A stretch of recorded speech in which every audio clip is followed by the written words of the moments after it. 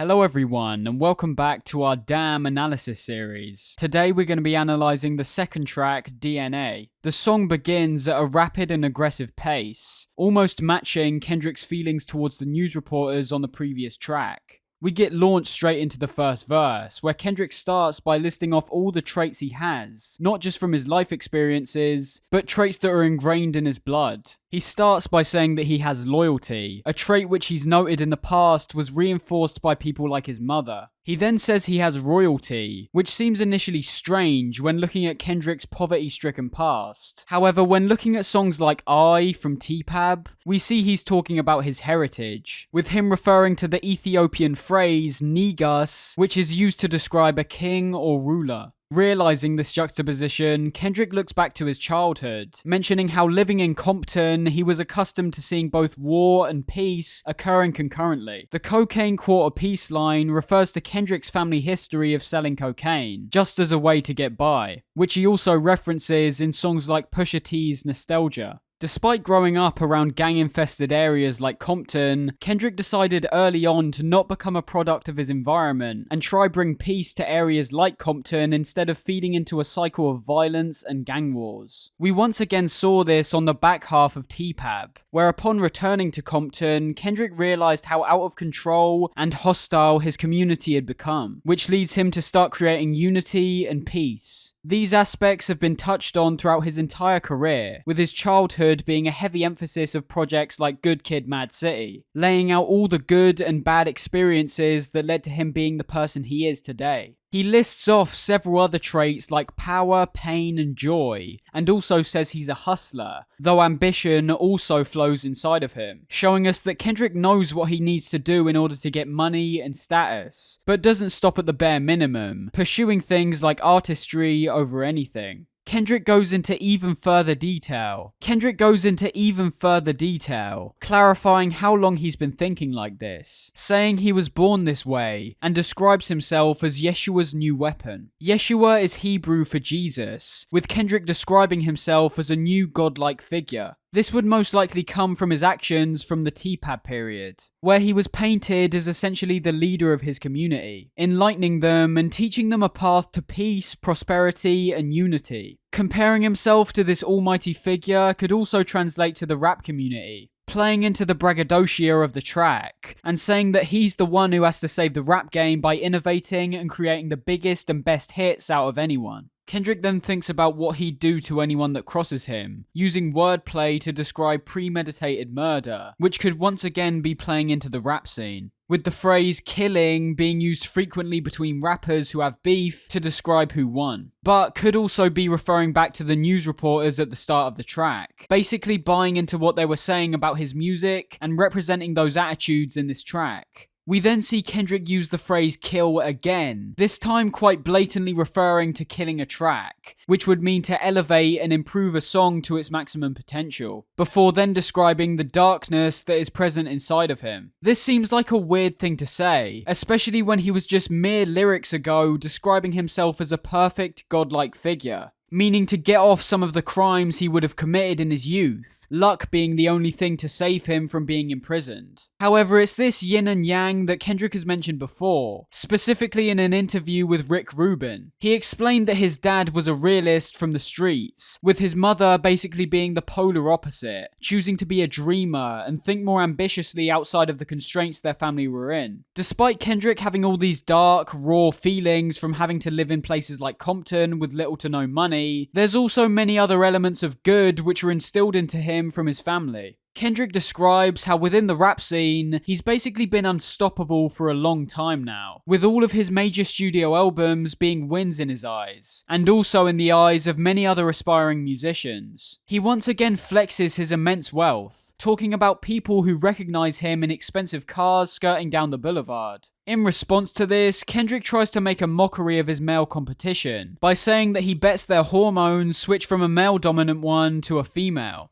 with testosterone being more present in males and estrogen being more present in females. Kendrick now takes a large focus on his doubters and haters, this time talking about their DNA, almost baiting these haters into getting aggressive by saying it's not their fault that they've got sucker shit inside their DNA. It's just who they are and how they've been taught to act. that. Kendrick even mentions how their dads were probably snitches and ratted people out, an element of gang culture that is heavily looked down upon. Kendrick continues to talk about his heritage and family timeline, saying that the stuff he's been through will probably end up offending some people, and that this message is coming from Paula's oldest son, referring to his mother, Paula Oliver. Kendrick then gives us a breakdown of his life from birth to where he is today, listing all the outside factors that he's witnessed, like murder, burners, burglars, scholars, and dead fathers with kids. This leads him to say that he has a soldier's DNA, perhaps referring to post-traumatic stress disorder, something that is commonly developed in soldiers returning from combat. Kendrick further elaborates on this. He and his family would have to live in motels because they had nowhere else to stay, which he then contrasts with how lavish he's living as an adult, having an entire estate owned solely by him. Despite seeming like he's bragging, he follows this up by acknowledging that none of this came easy for him, feeling like this gives him more of a right to flex these aspects. He notes that to make music to an excellent quality, that means you have to put the extra time and work in to get it to that top tier level. On top of this, he also talks about the absentness that frequently occurs in his music, with him taking years to work on a single project, with perhaps the occasional feature being his only appearances before his next big project is announced. For example, between Good Kid and T-Pab, there was a 3-year gap, with Kendrick acknowledging this approach and saying that it's necessary for an artist like him to do this, as it gives listeners more time to appreciate the sounds he's created and the message he's intricately written. This time not only means that the resulting product will be more thought out, but also leaves an air of mystery around the artist, something we know stays very true with Kendrick throughout pretty much his entire career. Kendrick ends the verse off by saying that nobody is ever going to stop his grind, with pessimists and doubters never striking his nerve. In the final lines, Kendrick brings up something he's mentioned before, where he feels like his purpose on earth is to be a mouthpiece for God, comparing himself to a prophet-like figure. This is something we saw heavily brought up on the song Mortal Man from T-Pab,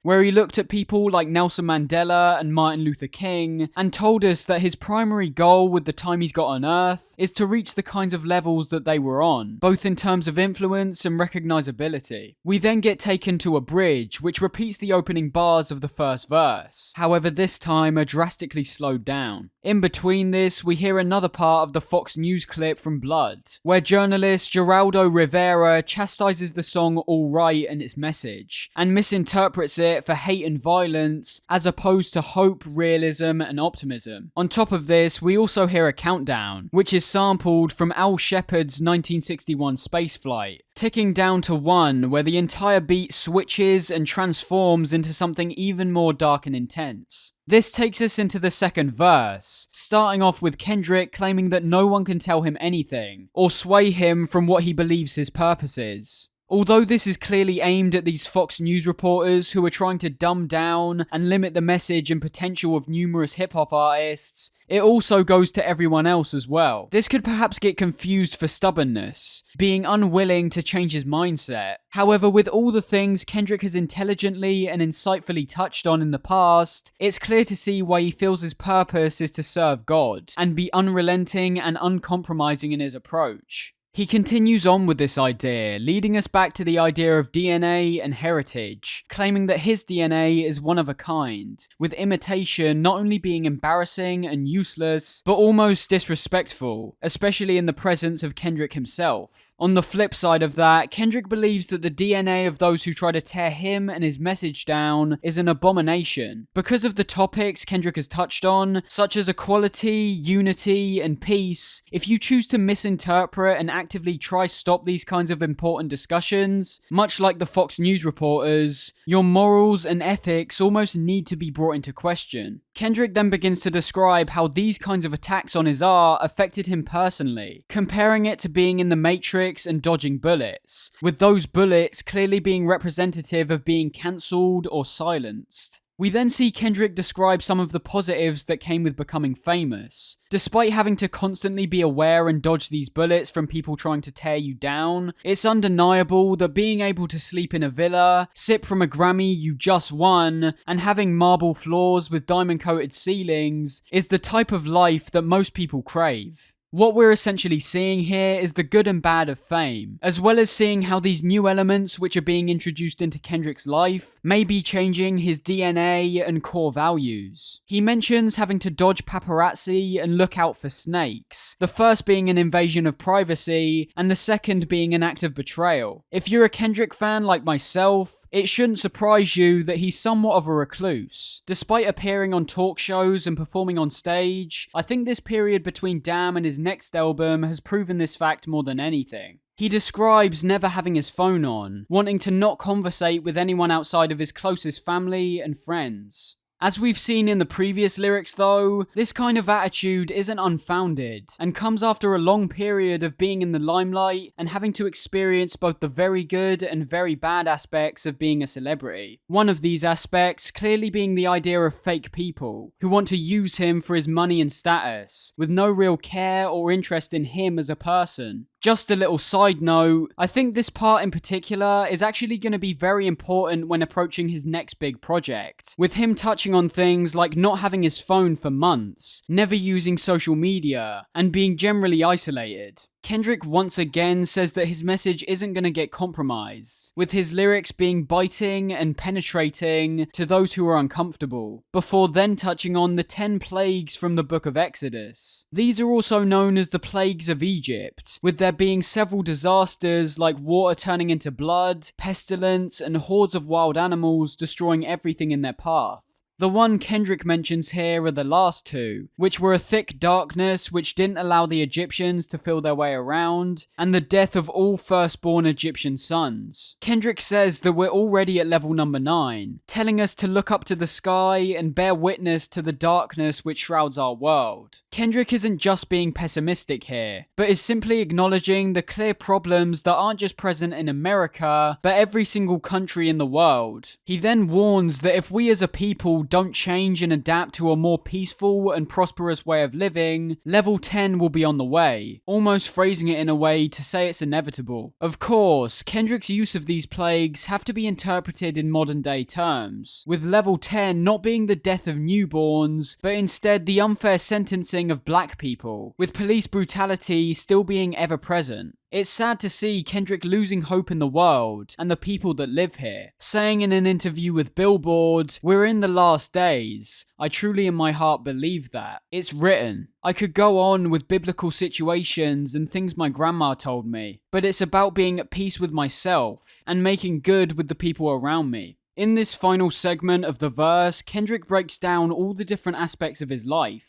and what he has to do to be satisfied and prosperous. He starts by going back to his days in the hood, saying that you aren't shit without a body on your belt. This refers to the idea that if you haven't killed someone, especially in a tough environment like Compton, you aren't identified as a strong or dangerous figure, which is a heavily admired trait in the areas that Kendrick grew up around. He then goes into his suicidal thoughts, which we last saw present heavily on the track You from T-Pab, claiming that he's not sick enough to pull the trigger on himself and end his life prematurely. Despite these thoughts being at times overwhelming, this greater purpose Kendrick believes he's here for, as well as the admittedly lavish life he now lives, has prevented him from acting on these thoughts every time so far. He ends the track off almost worriedly asking when destruction is going to be his fate. A common feeling within people who seem to be on top of the world, feeling like they don't deserve it, and that something will inevitably go wrong, leading them back down the path of depression and bitterness. He finally wishes peace to the world, before recognizing people's stubborn and resistant ways, ending the song off by saying sex, money, and murder isn't just in his DNA, but all of ours. It simply depends on your mindset and impulses, whether you choose to act on the good or bad aspects within all of us. And that brings us to the end of DNA, leading into the next song, Ya, which we'll be analysing in the next part of our Damn analysis series. If you guys enjoyed, a like, a subscribe with notifications on, a share to someone you know, and a comment on what you thought would be much appreciated. Anyways, hope you guys enjoyed, and I'll see you in the next one. Peace.